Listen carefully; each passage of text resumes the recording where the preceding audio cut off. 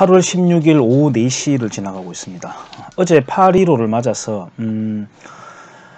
많은 시민들이 서울 광장에 모여서 문재인 정권에 대한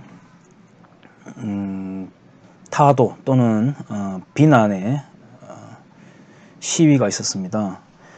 제가 신문을 오늘 아침에 받아서 이렇게 줄 보니까, 제가 신문을 조중동, 한국경제, 매일경제, 한국일보, 그다음 경향신문, 세계, 경북신문, 이렇게 해서 9개를 보고 있습니다. 모든 신문을 다 포함하진 못합니다. 제가 하루에 보는 신문이 그 정도만으로도 그래도 일반적인 흐름을 아는 데는 무리는 없을 거라고 생각을 하는데, 그래서 이 한국의 언론들이 어제 일에 대해서 어떻게 보도를 하나 하고 이제 당연히 지켜보게 되었죠.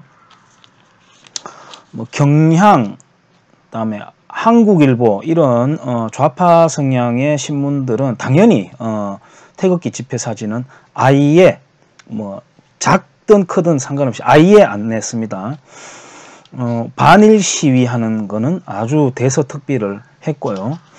그러면은 우리가 일반적으로 보수 매체라고 알고 있는 조중동을 한번 보겠습니다. 먼저 중앙입니다. 중앙은 반일 집회는 아주 크게 냈고, 그 다음에 태극기 집회는 작게 배열을 했습니다. 반일 집회는 뭐 지금 이번만이 아니에요. 반일 집회뿐만 아니고 이 좌파 성향의 집회들은 항상 시민들이 나왔다, 이렇게 시민들 이렇게 표현을 해주고요. 그 다음에 태극기 집회, 자유우익 진영이라고 저는 표현을 할게요. 그 성향의 집회는 항상 보수단체, 보수집회 이렇게 말을 붙여줍니다. 그러면 반일 시위 나왔는 이 사람들 단체가 어떤 단체들인가요? 결의하나, 뭐 민족문제연구소, 8.15 민족통일대회 추진위원회, 평화손잡기, 대충 이름만 들어봐도 어떤 성향의 단체인지 느낌이 오시죠? 좌익 성향의 단체들입니다. 근데 그냥 이런 단체들에게는 시민이라는 이름을 붙여줍니다. 그 다음 동아일보 보겠습니다. 이렇게 시위자들의 모습을 칸을 똑같이 배열해서 좌우 균형을 맞추려고 했는 노력은 보입니다만, 밑에 설명은 오직 반아베, 노아베, 반일 집회에 대한 설명만 있었습니다. 그리고 짧게 보수단체의 태극기 연합 집회도 있었다고 한 켠에 이렇게 설명을 해놨어요. 역시 동아일보도 언제나 우리 자유우익 진영의 집회는 항상 보수단체, 보수집회 이런 말을 붙여주고, 지금 여기에 반일 시위하는 이 사람들에게는 그냥 참가자들 이렇게 표현해놨습니다. 조선일보도 칸의 배열은 이렇게 똑같이 해놨는데, 그나마 다행인 거는 조선일보에서는 친북 성향 단체라는 말을 써줬네요. 친북 성향 단체가 미군 철수, 자유한국당 타도 뭐 이런 구호를 내걸었다고 이렇게 표현을 하고 있습니다. 저는 지난 탄핵에서, 박근혜 탄핵 과정에서 조중동이 100만 명이 광화문 광장에 모였다고 하는 기사를 계속 내보내고, 제가 이 영상 밑에다가 링크로 당시 채널A에서 대표적으로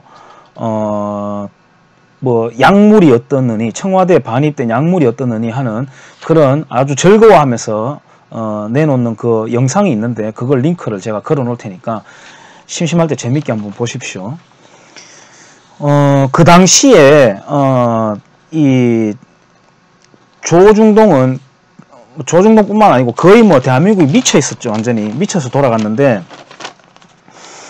지금 현재 그 드루킹이라고 하는 댓글 여론을 조작해서 문재인 당선에 혁혁한 공로를 세운 드루킹이라고 하는, 그와 연루가 되어 있음에도 불구하고 김경수를 뽑아줘 버리는 대단한 경남 시민들이죠. 그런데 제가 늘 말하듯이 드루킹이라는 괴물을 만든 거는 딴 게 아니라 바로 국민들이다. 여론에 걸러서 탐색해 보려는 노력 없이 그대로 무차별 샤워를 하면서 젖어 들어가는, 그래서 쏠려 들어가는 국민들 성향 때문에 만들어진 게 바로 드루킹이라는 그 괴물이라고 저는 늘 말하는데, 또 그러고도 김경수를 뽑아내는 거 한번 보세요. 대단하지 않습니까? 근데 저는 조중동도 드루킹 못지않거나 드루킹 이상이라고 생각합니다. 드루킹이야 드루킹이라 치더라도 이 조중동은 그래도 나름 보수 성향의 매체라고 알고 있는데, 지난 탄핵 국면에서 하는 작태에 보수 진영에, 뭐 요즘 보수라는 말 쓰지 말고 우파라는 말을 쓰자고 하는데, 저는 뭐 대한민국의 진보라는 거는 사기성 있는 이름이지만 보수라는 이름은 상당히 좋은 이름인데 좀 쓰게 되네요. 어쨌든 이 보수 성향의 국민들도 조중동의 그 언론 보도 행태를 따라서 굉장히 혼란을 겪었거든요. 그렇기 때문에 보수 성향, 보수 진영을 깨뜨려 버리는 엑스맨 역할을 했기 때문에 드루킹보다 더 심한 드루킹 역할을 했다고 저는 생각해요. 그때 드루킹과 같은 그런 보수 매체들의 작태에서도 가장 백미가 바로 절대 잊지 말아야 될 칼럼이 있습니다. 저는 이렇게 모아놓고 있습니다. 좋은 칼럼, 명칼럼을 제가 명칼럼이라고 하는 파일에 따로 모아가지고 이렇게 보관을 합니다. 그런 주옥 같은 글들을 가끔씩 되씹어 보고자 모아놓는데요. 이 동아일보의 김순덕 씨의 칼럼도 역시 그 명칼럼에 제가 넣어놓고 있습니다. 워낙 백미라서. 김순덕 씨는 이름은 좀, 뭐 제가 사람 이름 가지고 이렇게 뭐 우스꽝스럽게 이야기하면 너무 어린애 같은 티가 나는데, 뭐 좀 놀려도 될 만한 게, 최순실이라는 이름은 원래 최서원이라고 하는 본명이 있음에도 최순실이라고 하는 이름으로 계속 사용을 하면서, 최순실이라고 하는 이름을 더욱더 촌스럽게 만들어야 저런 촌스러운 여자한테 어떤 뭐 지시를 받았다 이런 어떤 이 연결고리를 만들어서 박근혜 대통령을 더욱더 비참하게 만들기 위해서 늘 최서원이라는 이름을 안 쓰고 최순실 이렇게 이름을 써왔거든요. 지금도 쓰고 있지만 일부. 근데 김순덕 씨도 이름은 그다지 이렇게 세련된 이름은 아니네요. 뭐 그 당시 시대에 이름이 다 그렇지만, 우리 순덕 씨의 칼럼을 제가 영상으로 남겨놔야 될 것 같습니다. 워낙 명칼럼이라서요. 2017년 1월 23일 날 칼럼이었습니다. 제가 지금 시간이 없어서 조금 빨리 연결해 보겠습니다. 살아있다면 원래 100세인 존 F 케네디는 미국의 글로벌 리더십을 강조한 대통령이었다. 이렇게 쭉 나갑니다. 박근혜 대통령이 부신 기능 자아증이라는 얘기가 있는데 맞느냐라고 국민의당 김경진 의원의 질문에 김상만 전 대통령 자문의는 말할 수 없다고 했다. 하지만 맞을 공산이 크다고 나는 본다. 만성피로 해결사 부신을 고치자라는 저서로 태반주사 등을 이용한 부신기능 치료로 이름난 의사가 김상만이었어다. 쭉 내려가서 제가 좀 요약해서 읽겠습니다. 만약 대통령이 부신기능 자아증에 걸려있다면 의식이나 판단력에 문제가 생길 수도 있느냐? 김 의원의 질문에 이병석 전 대통령 주치의는 정도에 따라 그럴 수도 있지만 하고 말을 빙빙 돌렸다. 부신 기능이 떨어지면 만성피로, 복통, 구토는 물론이고 잠을 자도 개운치 않고 늘 불안하고 뭘 해야 할지 갈피를 잡지 못하는 증상 등이 나타난다. 요약했어요. 박 대통령이 1일 자청한 기자간담회에서 너무 피곤하면 거기서 알아서 처방하는 거지 거기에 무슨 약이 들어가는지 알 수는 없지 않느냐며 의료진에서 이상한 약 그런 건 썼다고 생각 안 한다고 누가 묻지도 않은 답변을 한 것도 기이하다. 묻지도 않긴 왜 묻지도 않았습니까? 계속 이런 식으로 의혹의 질문들을 던졌을 시기잖아요. 이때가. 최순실이 주사 아줌마를 불러 필요해서 주사를 놓는다면서 육체적 정신적 의존성을 낳는 페치딘 같은 마약류를 섞었을지 알 수 없다는 의사들도 있다. 대통령이 늘 몽롱한 상태로 판단력이 떨어져 있어야 최순실 자신의 영향력을 극대화할 수 있기 때문이다. 최순실이 박근혜 대통령을 몽환적 상태에 몰아넣어 놓고 요리조리 요리하기 위해서 약을 쓸지도 모른다는 말을 하고 있는 겁니다. 그림동화 라푼젤에는 마녀에 의해 탑 속에 갇혀 사는 소녀가 나온다. 상상력을 발휘하자면 박 대통령을 믿었던 최순실에 의해 청와대 관저에 갇혀 산 피해자일지 모른다. 박 대통령은 믿었던 최순실에 의해 청와대 관저에 갇혀 산 피해자일지 모른다. 하긴 최순실 없는 지금도 별로 달라진 게 없는 대통령을 보면 진짜 피해자는 국민이라는 생각이 든다. 블랙리스트 같은 건 알지도 못한다니 혹시 졸피뎀 영향에 자신이 한 일을 기억도 못하는 게 아닌지 궁금하다. 김순덕 논설주간의 명칼럼이었습니다. 2017년 1월 23일 이때 다 미쳐 돌아갈 때 휘발유를 쫙쫙 뿌려댔던 우리 순덕씨입니다. 책을 한 권 곁들여서 소개하고 싶습니다. 마리 앙뚜아네트라고 합니다. 1, 2권으로 되어 있어요. 엔도 슈사쿠가 지은 책인데요. 여기에서 몇 부분만 한번 읽어보겠습니다. 프랑스 대혁명은 거의 전적으로 포르노그래피 덕분에 성공한 혁명이라고 해도 과언이 아니다. 혁명이 일어나기 전 구체제 하에서도 선정적인 팜플렛은 기성을 부리면서 도래할 혁명을 준비하였다.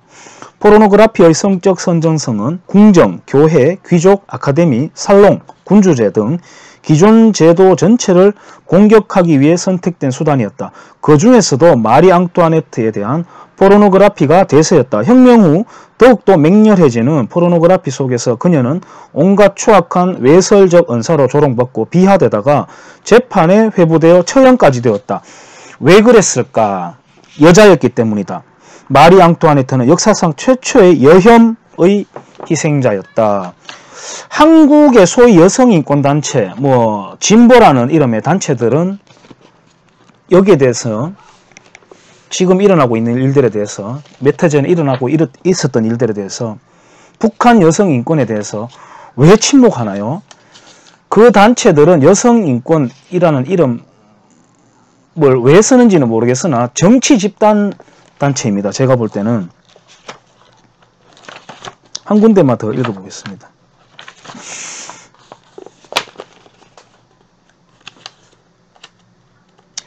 도덕적으로 고결한 삶을 산다는 건 얼마나 어려운 일인가. 마리 앙뚜아네트를 끝까지 지키고자 했던 귀족들은 극소수였고 대부분은 일신의 안위를 위해 해외로 도피했다.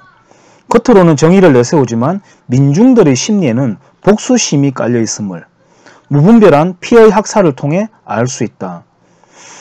마리 앙뚜아네트는 사람들이 마르그리트를 희생시켜 자신을 탈출시키려 한다는 로잘리의 말에 이렇게 대답한다.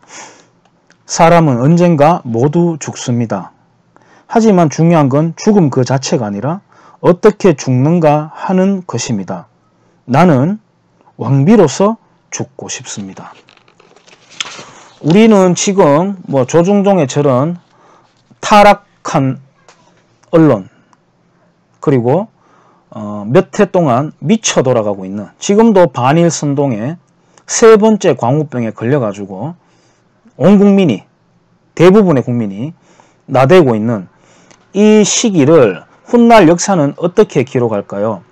우리 정신을 차리고 꼼꼼하게 모든 걸 기록하면서 우리 자신을 추스리는 건 물론이고 다음 세대들에게 훌륭한 교훈으로서 지금의 시대를 가르쳐 줍시다.